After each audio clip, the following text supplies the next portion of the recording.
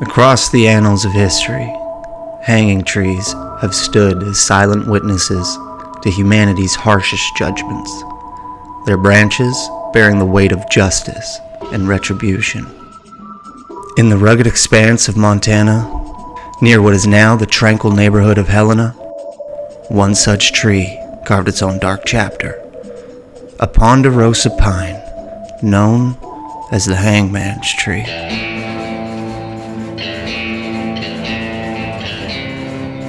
From 1865 to 1870, the solitary sentinel bore witness to the execution of at least 10 men, a somber emblem of frontier justice.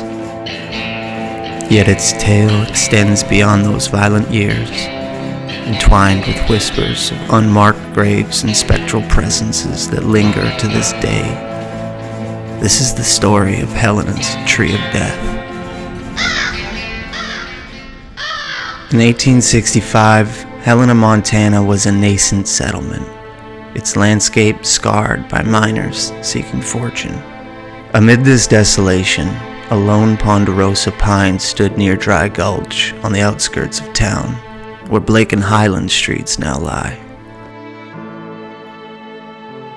Far from a mere fixture, it became a site of retribution for the Helena vigilantes who meted out justice in the absence of formal courts.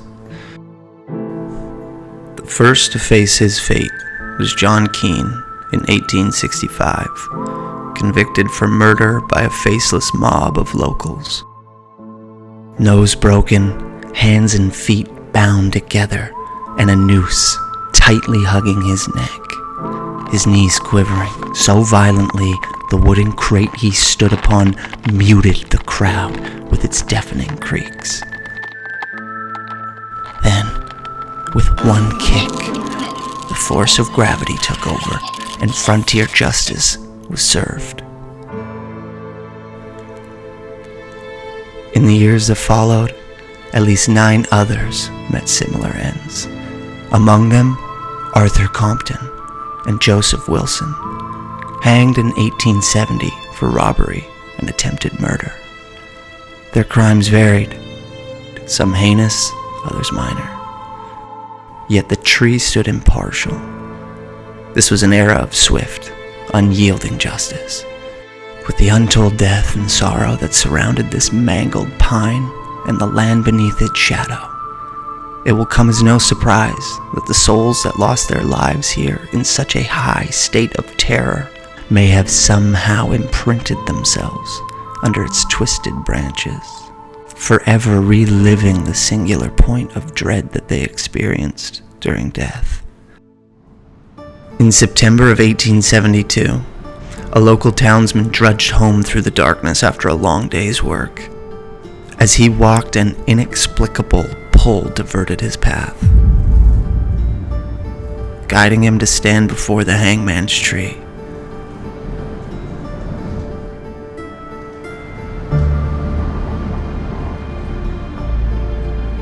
In the dim light, a gaunt silhouette took shape, and there, beneath a low branch, hovered the form of a man, clothed in black.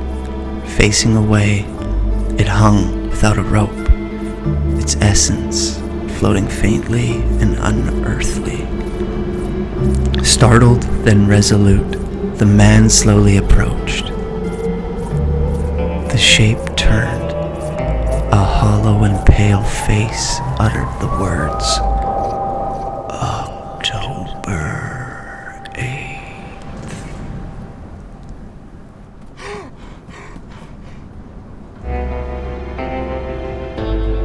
Before vanishing into thin air.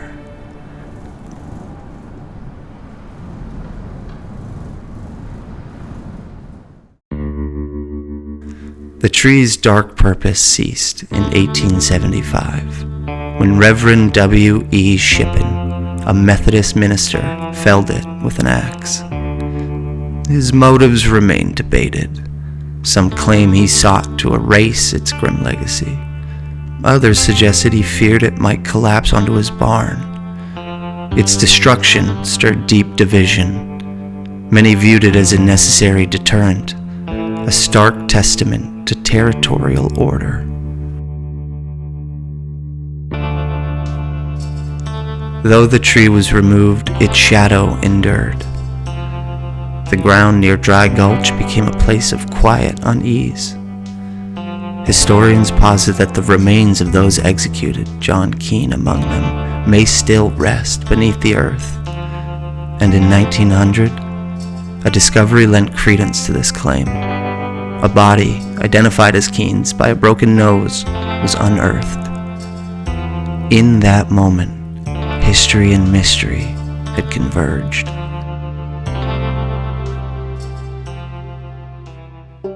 Today, the residents of Helena speak an unsettling phenomena.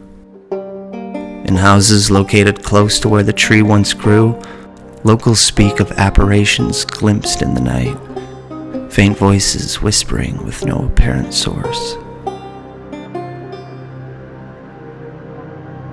A husband and wife were asleep one night and abruptly awoken by their son at the foot of their bed, screaming.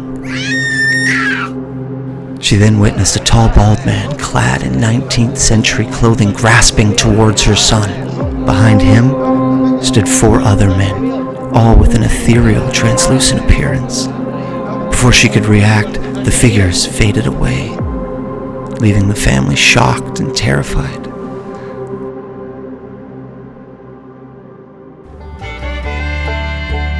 Though the physical tree is gone, its presence remains undeniable. The hangman's tree binds Helena's turbulent past to its haunting present. It remains a testament to justice, conflict, and the unresolved. The hangman's tree has fallen, but its legacy, and perhaps its restless spirits, endure.